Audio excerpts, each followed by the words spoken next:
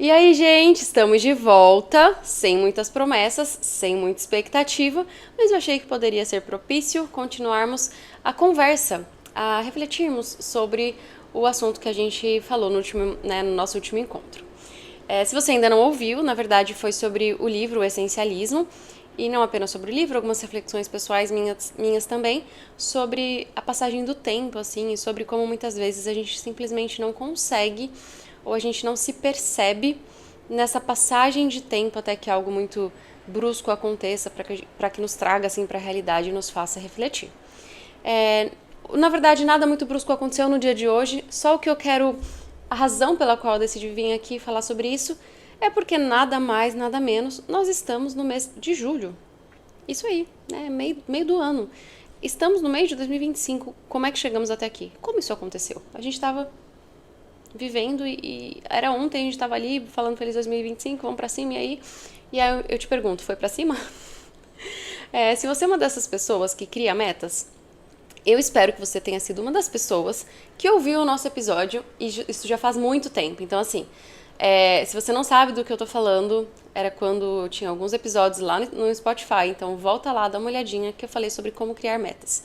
Isso não foi obviamente da minha cabeça, foi a partir realmente de dados, mas, se você não foi uma dessas pessoas que criou metas a partir desse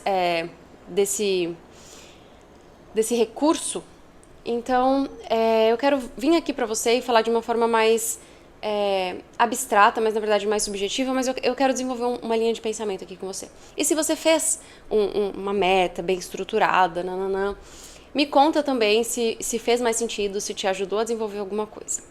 Mas eu aposto que se a gente fizesse um levantamento de dados de quantas pessoas persistem, de quantas pessoas alcançam as metas, de quantas pessoas realmente tiram isso do papel, eu sinto que o número seria muito baixo, sabe? E eu tenho, obviamente, alguns questionamentos do porquê disso acontece, mas eu quero compartilhar aqui com vocês algumas coisas para te ajudar a entender o porquê que isso pode estar acontecendo com você.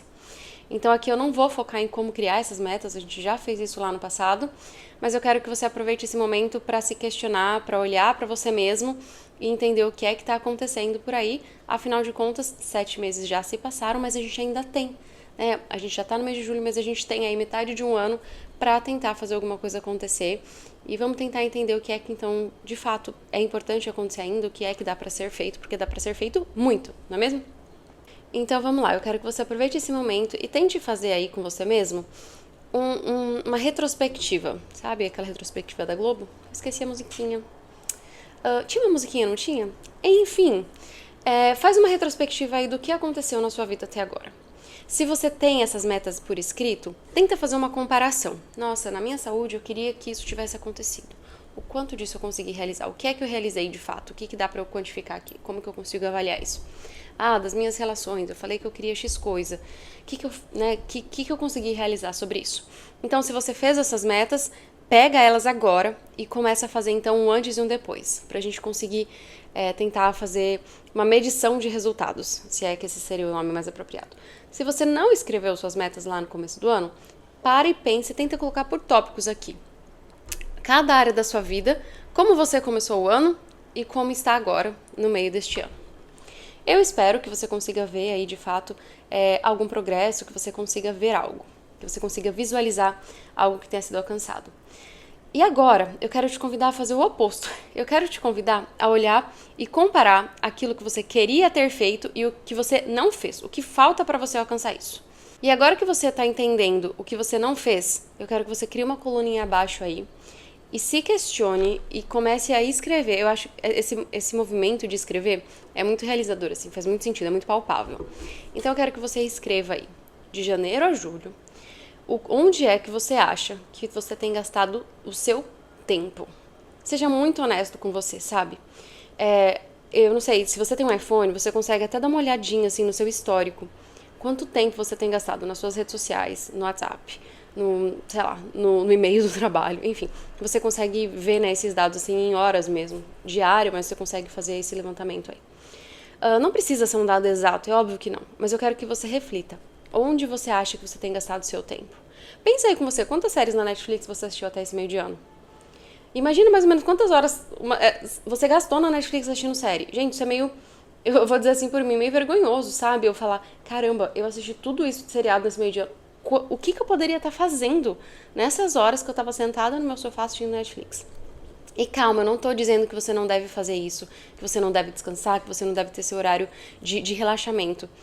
Mas aí vem uma outra pergunta, assim, pra você mesmo. Essa é a melhor forma de eu estar investindo o meu tempo, mesmo que seja o meu tempo de descanso? E sabe por que eu digo isso? Às vezes, parte das nossas metas, inclusive, dentro delas, existe um tempo para um descanso. Então, vamos imaginar que parte das suas metas ali era criar relações de mais qualidades, né? Era investir mais tempo com a minha família. Netflix, família. As duas coisas seriam descanso, seriam relaxamento. Mas onde é que você está investindo mais seu tempo? Na Netflix ou na sua família? E sabe o que dói, gente? Porque no fim das contas a gente fala que pra tudo é falta de tempo. No consultório isso é tão comum. Nossa, mas eu não tô conseguindo fazer isso porque eu não tenho tempo. Ah, mas eu não tenho tempo pra ficar com os meus filhos, mas eu não tenho tempo pra ficar com a minha família.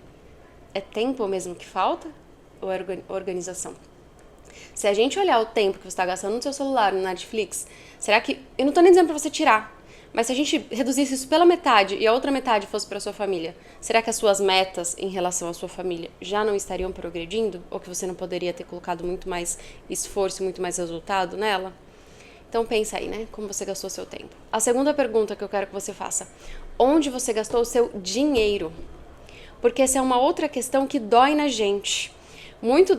Não é incomum assim a gente falar, nossa, eu não tô conseguindo realizar X coisa porque eu não tenho dinheiro. Ah, é porque eu queria ter comprado uma casa, porque eu queria comprar um carro. Coisas menores, porque eu queria ter conseguido comprar X coisas, mas eu não tenho dinheiro, eu não consegui guardar. É mesmo? Dá uma olhadinha aí. Pensa, não tô nem falando de você puxar extratos bancários, mas se você quiser fazer isso, se aprofundar, seria ainda muito mais dados reais, né? Mas se você pensar assim, pra onde foi o seu dinheiro? Para quanto disso foi de iFood? Para quanto disso foi de coisas que você comprou e nem usou? Para quanto disso foi de coisas que você não precisava, que você poderia ter se planejado para comprar de uma outra forma? O quanto disso foi para comprar coisas para agradar pessoas? O quanto disso foi, às vezes, para estar indo em grupos sociais que você nem queria estar lá, mas que você achava que você precisava pertencer ou que você precisava provar algo para alguém? Será que falta mesmo dinheiro? Ou, de novo, falta organização. E minha terceira pergunta vai ser: para e pensa, de janeiro a julho, quem foram as pessoas com as quais você se relacionou? Que você investiu seu tempo, sua energia. Eu falei isso no episódio anterior e isso é um conceito óbvio, mas que a gente deixa passar no dia a dia. Tempo é um recurso limitado. A gente não consegue ampliar o nosso tempo, a gente consegue usar ele melhor. E aí, por várias vezes, a gente gasta, a gente investe em coisas, em lugares, em situações que não são a nossa prioridade, ou que às vezes não estão nem alinhadas com a gente. Então, quem foram as pessoas que você se relacionou nesse começo de ano? Essas pessoas estão alinhadas com os seus objetivos? Essas pessoas te ajudam a conquistar esses objetivos ou elas mais atrapalham? Esses amigos, eles te tornam alguém melhor? Ou eles são só um ciclo social para você falar mal dos outros, para você reclamar da vida, para você, sabe esse tipo de energia que leva a gente para baixo, assim, que drena? Eu não tô nem falando de energia de uma coisa mística, mas assim, que você sai dessa relação cansado. Ou são relações sociais que você não consegue estar ali por inteiro.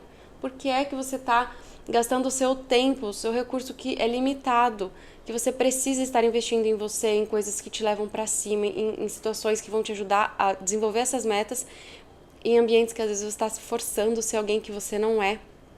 Tá fazendo sentido? Então, olha para você de uma forma muito avaliativa. Você ainda tem metade desse ano para conquistar aquilo que é importante para você.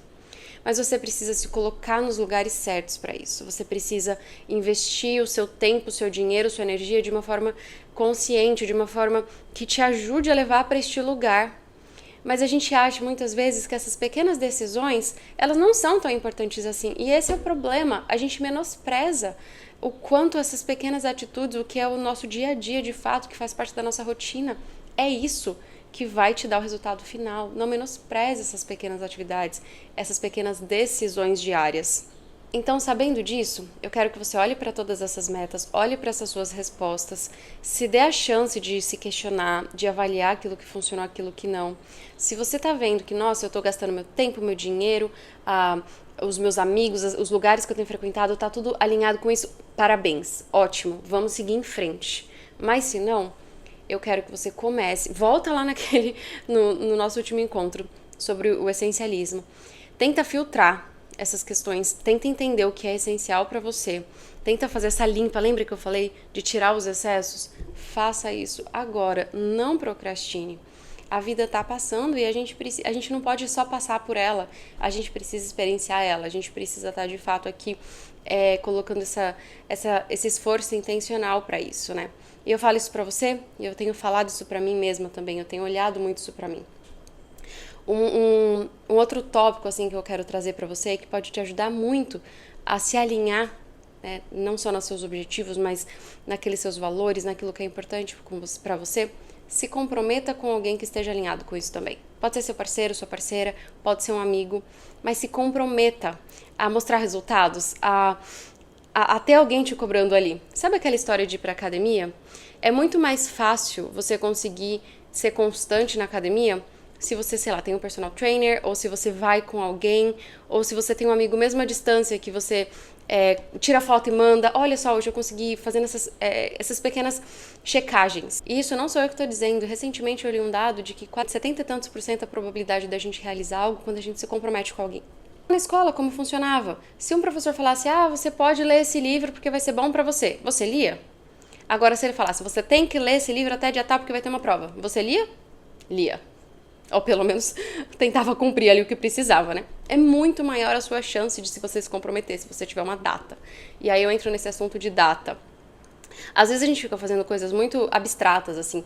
Eu vou gastar mais tempo com pessoas. Eu vou ligar para os meus amigos. Gente, vai lá, coloca no teu calendário. Dia X eu vou ligar para fulano. Manda uma mensagem para fulano. Fulano, amanhã 2 da tarde eu vou te ligar. Fica pronto para isso. Se comprometa. Cria... Sabe assim? Não fica achando que um dia eu vou fazer. Não vai fazer. Você não vai fazer. Então, abre seu calendário. Se era parte das suas metas ter pelo menos mais tempo de qualidade com a minha família, então a partir de agora, toda sexta-feira, 7 horas da noite, vai ser o tempo da família. Gente, a partir de agora, todo mundo vai colocar no calendário, a gente vai fazer alguma coisa. A gente vai sair pra comer, a gente vai fazer uma pizza em casa. Se comprometa, crie isso, coloque isso como uma rotina, coloque isso como um hábito. Chega de deixar tudo isso muito abstrato. Isso não tá funcionando, você já percebeu que não tá funcionando. Sabe qual é a verdade, gente? Quando tudo é importante, nada é prioridade. E a gente tem uma mania enorme de achar que tanta coisa é importante, que tudo é urgente. E quando a gente perde esse senso de prioridade, nada é resolvido. Então, olha para você nesses últimos meses do ano e entenda quais são as suas prioridades de fato. Tenha foco, tenha consistência e crie o hábito de não fugir daquilo que é essencial, daquilo que é importante de ser feito. Se cobre para isso, se comprometa para isso e, se possível, se comprometa com alguém para te ajudar a cumprir esses combinados. Espero que você consiga fazer essa avaliação. Tem sido uma avaliação muito sincera que eu tenho feito comigo mesma, mas isso faz tanta diferença. Seja sincero com você mesmo, tenho certeza que isso vai te ajudar a chegar onde você quer. A gente se vê no próximo encontro. Até lá. Tchauzinho.